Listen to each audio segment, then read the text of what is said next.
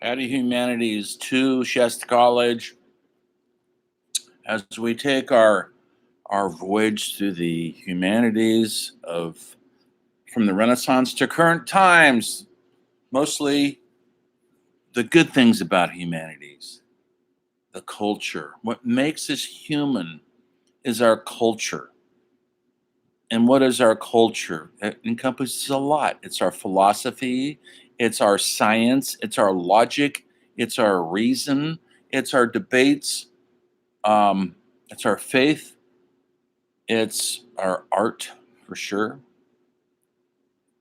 Many things cover what makes us human in this endeavor to understand our place in the world.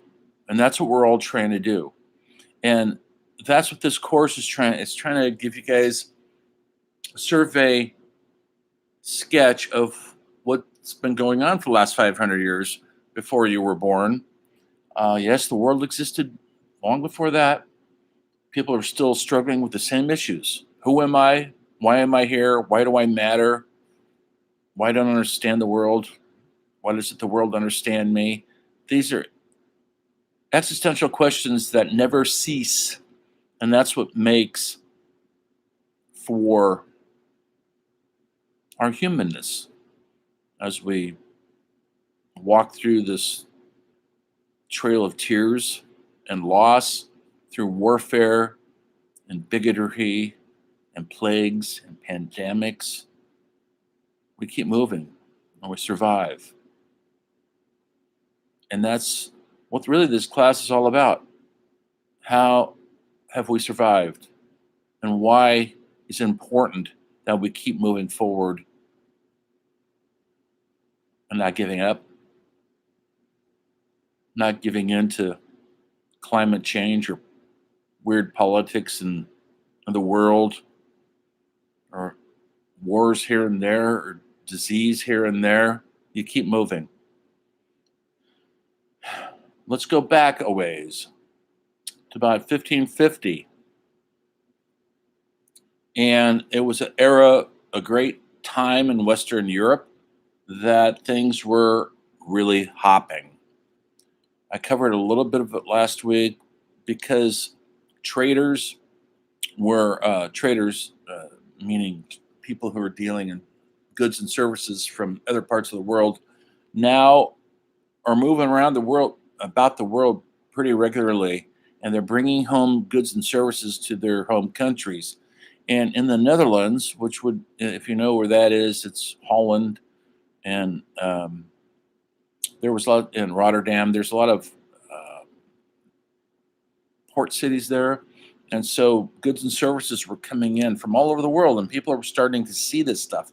And they started to have money to be able to purchase it.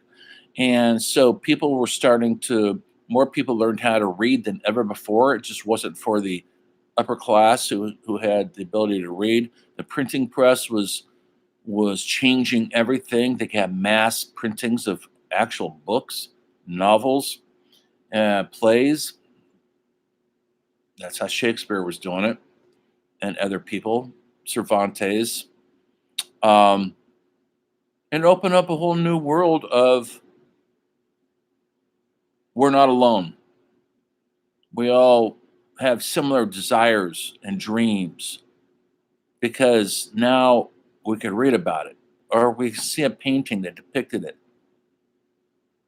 or we listen to a piece of music and we can listen to it. And in this era, in this region I want to cover today, um, is the ground floor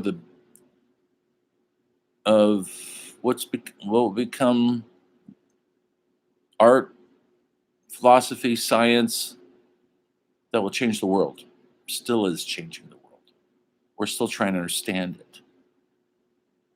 Um, I labeled this lecture "Science versus Religion equals Art." Well, scientists were getting better tools. The telescope was invented, and somebody like Galileo, maybe you've never heard of him, that's all right, was studying the stars.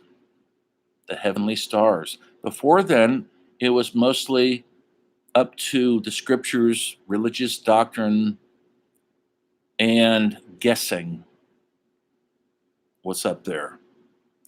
And this went against a lot of the churches, the Catholic Church, and how powerful that is. And science, instead of expanding knowledge, a lot of religious leaders were trying to curtail it and narrow it down and keep it scripture based. And so there's a conflict there. I believe there still is. We're still debating science. Does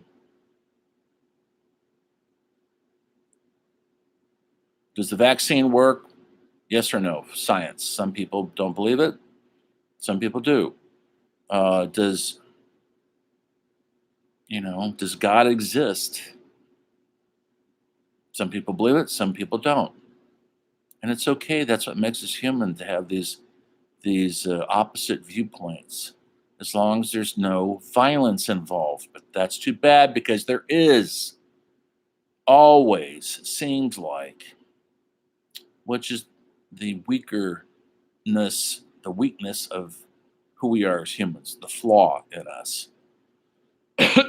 Someone disagrees with us, we want to shoot them. And often we do. So anyway, during this time, Galileo was looking at the stars. He was defining planets. And this is important because nobody had seen this. He was mapping constellations. I'm going to have you guys, I'll post a little documentary for you to watch on Galileo on Canvas. I'll post it later on today. Please watch it. All this stuff, these videos and everything, will be covered on the final quiz. Sorry about I'm coughing here. So you do need to pay attention and take notes. And hopefully read the chapters if you have the book. I'm only paraphrasing the book. The book's there for more detailed exploration. It's all there for you. So, in the middle of all that, we've got Sir Isaac Newton. Maybe you've heard of him. Maybe you don't know what it is. It's okay. Read your book. It's in the chapter. He essentially, the laws of gravity, the laws of physics. What goes up has to come down. That had never been documented before with scientific evidence. And that was happening during these years, these explosive years, what they call the Renaissance, that was sweeping through most of Europe, touching in the United States. But we're not developing anything here yet. We're still too new of a country. That all changes, as you all know, but not yet. So I'm sticking to the Dutch painters, the Dutch scientists, the Dutch philosophers on this particular lecture. When it comes to questioning, there's philosopher Francis Bacon, who was radical of his day. Maybe I'll have you guys look at a documentary on that too, if I can find one. I think I can. And his whole thing was empirical knowledge. And this is a whole different way of thinking about facts and reality instead of philosophy and imagination or conjecture.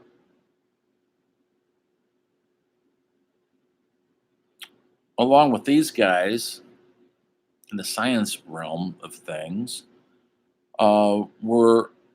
music was starting to flourish. Music, how we would interpret what we think is actually music, Western music. When we get to music, there's a great documentary you guys will watch on how does music function? What is music? And you think it's your latest trendy hip hop artist or rock star or boy band singers, whatever. Think again. Anyway, we'll be covering that also. There was an era of Baroque music. I mentioned Baroque architecture last time, which is kind of a decorative architecture. They fancy it up. And that was happening this time because people are starting to get money, and they want to see beauty. They want to see something besides a square block building. They want to see something ornate. And so this was a popular um, form of expression that people felt they needed to live around, be around. That's why I hope you all get to go to Europe one day. Maybe you've been there, especially if you go to the old cities like Holland and Paris, many, many more, Rome, and see the old architecture, how people actually lived. A lot of it still stands. A lot of it wasn't destroyed in the war, World War II, that is. Um, a lot of it was. Berlin was essentially flattened. Um, but Paris was untouched. So you'll still see these incredible old buildings where people actually lived, worked, loved, had families, went to church, went to meals, how they lived. You can see it. And because of we don't have what they call modern medicine in those days, people didn't live very long. You the life expectancy was probably in the upper 40s, early 50s, maybe. Yeah, some people made it past that, but we didn't have things like medication and stuff to get us through. Penicillin, we didn't have that yet. We could get a common cold that could kill us. Um, so, in that way, we're still developing modern medicine. It's still pretty primitive, but they're getting better at it because now we have devices that can actually see what's underneath our skins, besides just having to imagine. But we're not there yet. So, Baroque music was starting to happen. It was kind of uh, fancy music. It's not a great way to describe it, but it was ornate. Uh, Vivaldi was a composer who composed very ornate pieces, sonatas. Bach, maybe you've heard of Bach, was composing during this time. You've probably heard some of these pieces, whether you've actually purposely listened to them or you heard them on a commercial or in a movie or on a TV series. These things are still out there, and that's why they matter, because this kind of music, like the science, like the art, was a revolution that was changing, fundamentally changing who we are and our place in the world. We're no longer hunter gatherers living in caves and starting fires with sticks. We're way beyond that now. We are flourishing and we're becoming better humans. And that's what humanity is all about, trying to discover our humanness. I don't mean our gluttony or our greed, although that's important too, because look where it's gotten us on that account. But I'm talking about the best of who we are.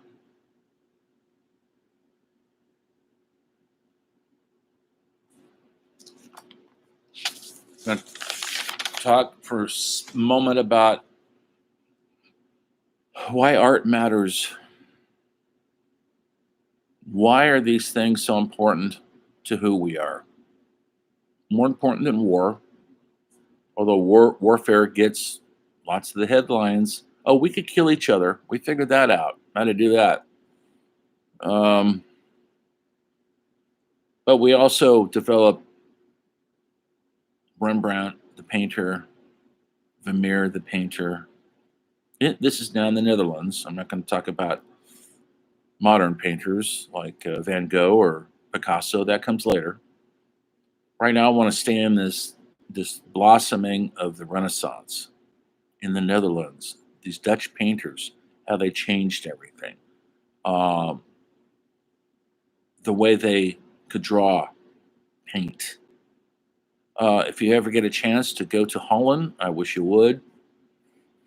Go to the Rijksmuseum and see a real Rembrandt up close and personal. Not a picture of one, not a thing off the computer, not a Hallmark card. Actually see it in person and put your camera down and stand there in front of it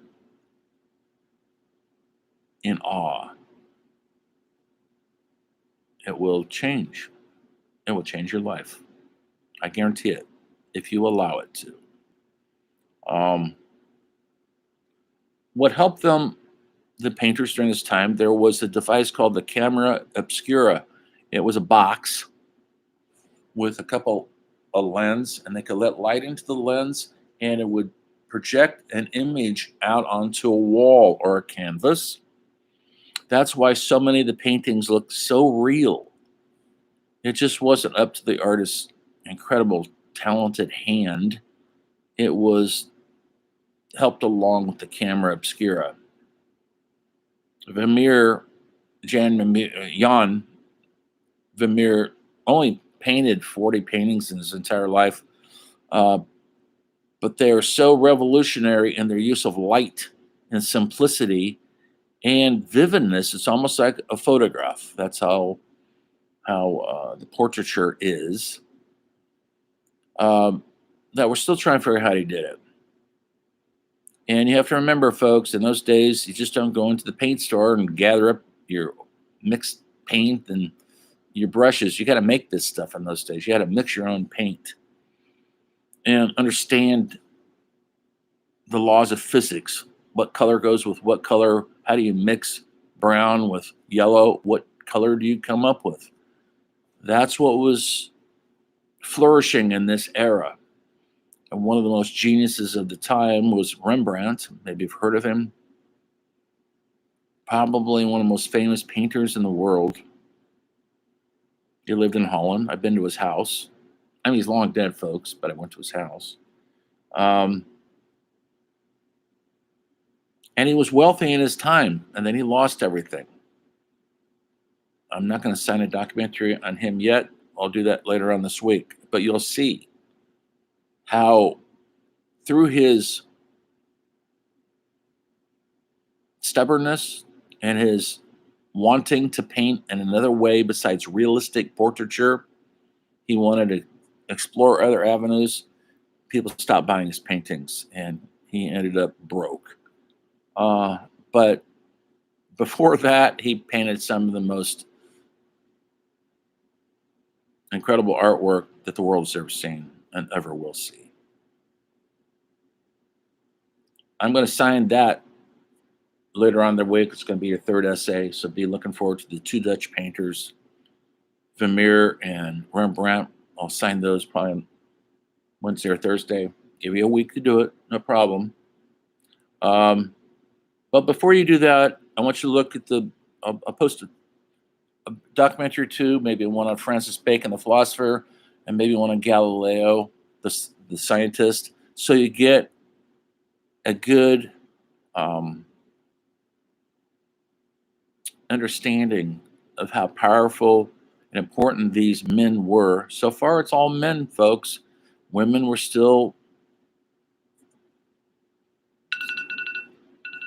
were staying home, taking care of the kids. It's not their time yet.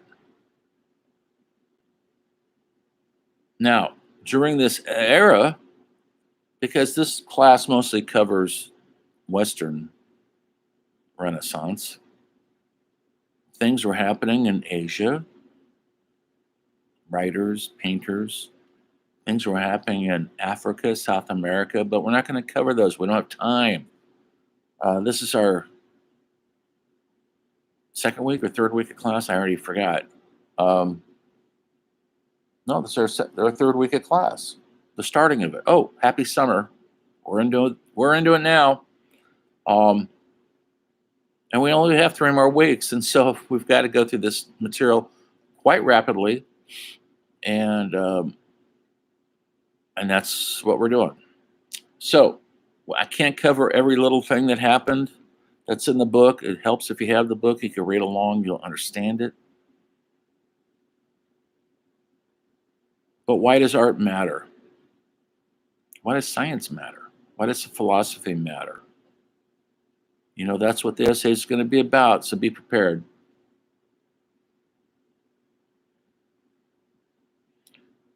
As they say in Sherlock Holmes, the game is afoot.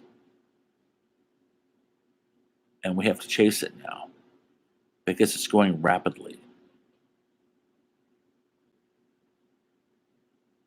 So, what about your essays?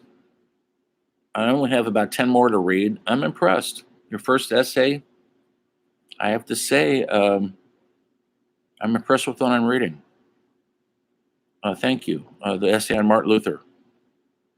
I'm always looking for your words, not Wikipedia's words or the words taken off some site you've researched on or the documentary. I'm looking for your words synthesizing. You know what that means? You're taking the information, rattling it around up here in your critical thinking and coming out into the pen, or you type your words, not somebody else's. I'm not interested in a complete slick piece of writing that's taken off the internet. I wanted to get your take on it. And that doesn't mean your personal dislikes or likes. That means how you digested the information. And now can you express that? That's what I'm looking for. And by the way, there's no right or wrong. I don't care if you write the essay and you've got Rembrandt completely misunderstood. I just want to see that the fact that you're thinking it through critically and analyzing why somebody like Rembrandt or Vermeer or Galileo, why they mattered. And they're not forgotten because we're still talking about them 500 years later. Who now in our culture will we be talking about 500 years from now? Think about it. Who? Well, we don't know yet. The Kardashians, maybe? That'd be kind of sad, wouldn't it? If that's the best of who we are in current times. Hopefully we go beyond that. Not that they're not entertaining, folks. So keep up the good work on the next essay. I'm going to sign it at the end of this week. I'll finish your grades probably tomorrow on the first essay. Also look for in announcements. I will publish a sample of the journal you're supposed to be keeping. Remember? The reflective journal. Write about it every week, and then last week of school, upload it. If you're still having trouble uploading things, I know some of you are, hope we're going to get through this. If you mess it up or Canvas is not user-friendly for you, you can always email it to me as an attachment. Usually I have so many students, I kind of don't favor that method because it gets lost on I get thousands of emails, it gets lost on all that. But I think there's 30 of you, and so I could keep a handle on that. So if you are having trouble with Canvas, you can always email it to me. But I will say this, I give you a week to do these assignments, and you should be able to get it done in plenty of time. And if it's late, you will lose points. Now, I have an announcement on there, and no late assignments are accepted. That's just to keep you guys on your toes. Are you on your toes? I hope so. Learning is not easy. Knowledge is power. Don't give up. Stick with it. If you're bored, that's up to you. You can make it exciting because this was exciting times. And that is it for today. It's Monday, 21st. Summer is here. Hope you guys are staying cool. And I will see you next time with a story of the humanities. Our humanness continues. Come on with the journey on with me.